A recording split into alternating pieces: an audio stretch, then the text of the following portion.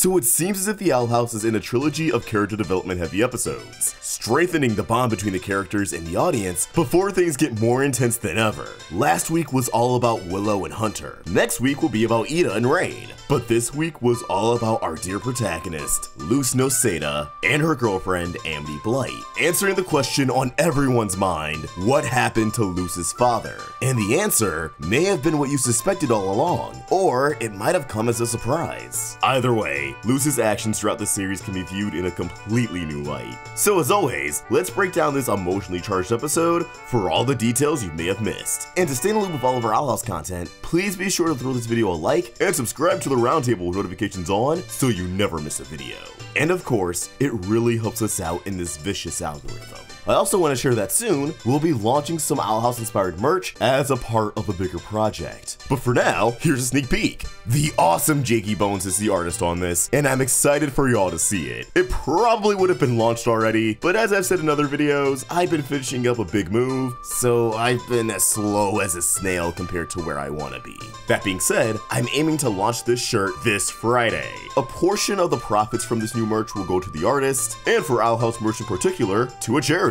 I will say the goal for this merch is just to make cool designs based off the shows I love that anyone will find dope without necessarily knowing where it's from. Merch you can wear anywhere. A lot of official merch is already limited, but I feel like in general, a lot of shows get generic designs. They're not the coolest thing on the planet, they're typically just a character taken from their model sheet and some expression written on it. And if I can help make a difference, why not? Alright, enough babbling, on to the breakdown. We have a pretty straightforward cold open of Luz awoken by a phone alarm, only to find a reminder that she must have set long before the series even started. An event reminder with her mother, one that paints an extremely sad expression on Luz's face, as she opts to ignore it. It seems as if Luz has been obsessively studying glyphs, more so than before that is, after her encounter with Philip Wittebane, as not only did she wake up with a glyph note stuck to her head, but there are tons of papers with different combination glyphs surrounded by her bed. Side note, but I love that Luz's room continues to stack up different belongings as the season progresses, as now there's a jar of fire bees on Luz's stand. Also, you gotta adore how King is sleeping next to Luz instead of in his bed. As the morning progresses, Luz is added at a conspiracy board and a fleshed out list of objectives. And she wants to fulfill all of them in a single day. Luz, honey, this is an entire season's worth of goals. Immediately, this moment reminded me of knock knock knocking on Hootie's door, and how the stress of losing Rain drove up Eda's need to aggressively problem solve.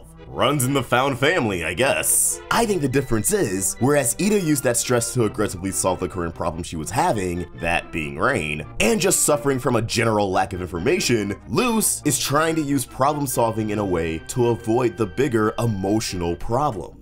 Though Eda and Luz both tend to be avoidant when it comes to opening up, they do so in different ways. Luz has also gained Hunter's Instagram through Willow, thinking he can serve as a confidant, but Hunter just wants to be left alone. He then proceeds to send an adorable picture of Flapjack sleeping, only to quickly clarify he meant to send that to someone else, likely Willow. Wow, the good old sending a cute picture of your pet trick. Hunter's down bad. Also, people have been rightfully asking where I got the name Flapjack from with Hunter's Talisman, and this is something that was confirmed not too long ago on Dana Tears' charity stream. Luz reveals a bit of information to King and Eda, but downplays the biggest detail, hoping to change the topic. Luckily, Amity arrives with a problem of her own, much to Luz's excitement. Amity wants to join the Bones Barrel Brawl and try to become a champion as her father once did, but Alador is in favor of her attending tryouts for the Emperor's Coven instead, a goal that Amity no longer desires or cares for. She would rather share something with her father. At this point, Luz hasn't revealed that what happened to her father is what's weighing her down, but seeing Amity struggle to connect with Alador is enough for Luz to try and problem solve for her girlfriend,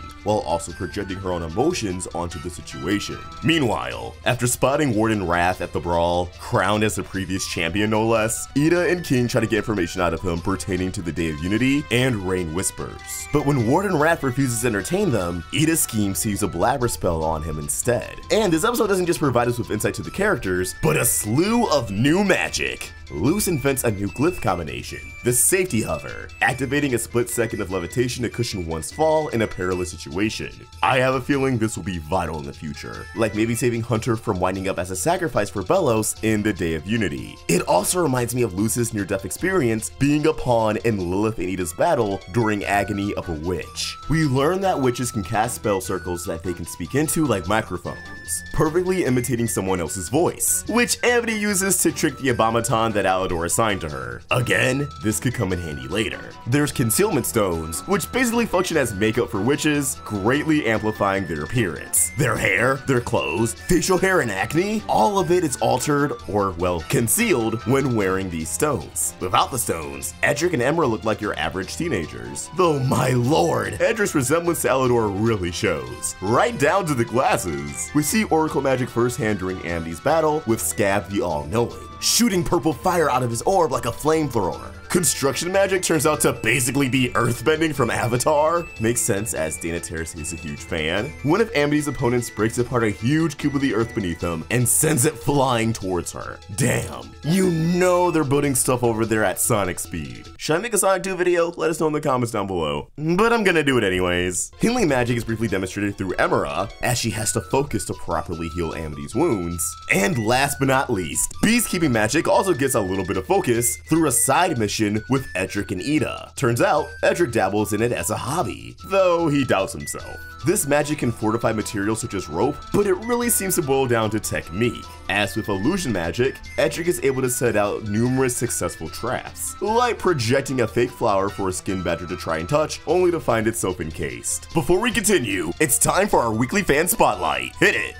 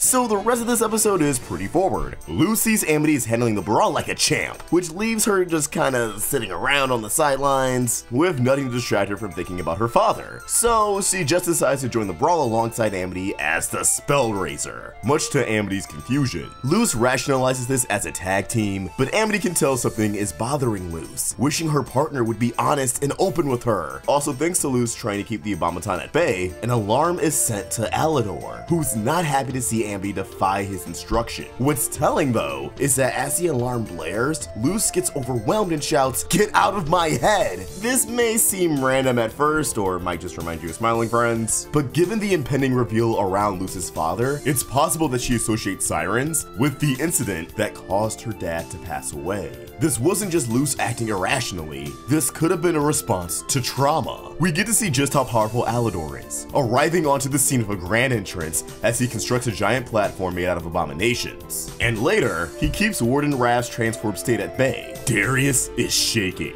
Speaking of which, earlier when Amity shows a photo of her father as the crowned champion of the brawl, we can see Odalia smirking at him, proud of her partner's show of strength, while Darius is booing. Salty rival from day one.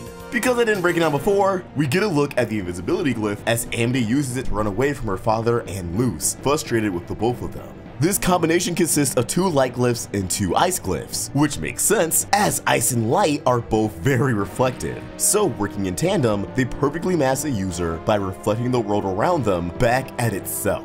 Luz finds Amity under the iconic tree from Enchanting Gromfrite, the two conversing as its petals fall from above. It's a really beautiful scene. Luz confides that today is the anniversary of her father's passing, and typically, her and her mother pick flowers for each other and spend a day together, visiting his grave. This completely changes how I view Luz and her previous actions, her need for escapism, and why she clings onto this world that before she only thought existed in fantasy, where she can be a hero. Despite it being many years, it doesn't seem as if she's fully come to terms with her father's passing. And again, with the inclusion of her reaction to the alarm earlier, I think her need to problem solve for others ties into the possibility that she feels guilt for not being able to save her father, little kid or not. I also don't think her dad is secretly alive or anything, because this information sets up another parallel between her and Belos. We know that Belos, as Philip Woodabane, lost his brother, and it seemed to deeply affect him, so much so to the point that he potentially crafted the clone in Hunter. Not only that, but I definitely think it's possible that down the road, Luz will be presented with the option to resurrect her father through Grimwalker recreation, or anything along those lines by Emperor Belos, which of course she would refuse. Elsewhere, Edric tampers with the Blabber spell, making it a transformation spell, and Warden Wrath goes wild. Eda goes Harpy mode, everyone works together to reverse the spell, and Warden Wrath confesses to what he knows, which is nothing! However, he does reveal something important. There are suspicions arising within the Emperor's Coven that the Day of Unity won't be inviting to MagicCon, wild or not. As I said before, I think Emperor Belos is planning a genocide, extinguishing wild magic by getting rid of witches altogether. Impressed with Edric's varied skill set, no matter how unorthodox it may be, Eda recruits Ed for the Bad Girls Coven. The army grows! Alador and Amity share a moment, Alador having his eyes open to the reality that he's tuned out his children to focus on work, which paved the way for Odalia's manipulative tendencies. Alador decides he'll speak to Odalia for Amity, and the two shake hands. Amity setting boundaries and not letting him get that hug just yet. As the episode comes to a close, Amity and Luz try to make flowers together. Amity struggling with glyph magic, to which Luz responds, "You gotta know what you need," which establishes what glyphs require a bit of imagination. You gotta visualize whatever you're making. They send off the flowers, and back on Earth, Camilla looks outside the window, in the midst of cooking dinner with V, thinking of her late husband and her daughter caught in another dimension, walking away looking rather hopeful, knowing Luz is safe out there, keeping their tradition alive on her end as well. As always, I want to know what you guys think. How did you feel about this episode? Did it leave you rather emotional like it left me? Drop your thoughts in the comments down below, and keep the conversation going over at Roundtable Vids and at AdultSharkVots on Twitter and Instagram. If you enjoyed this video, please throw it a like and subscribe to the Roundtable for more great cartoon content. Thank you for watching, and I hope you have an awesome day. See ya!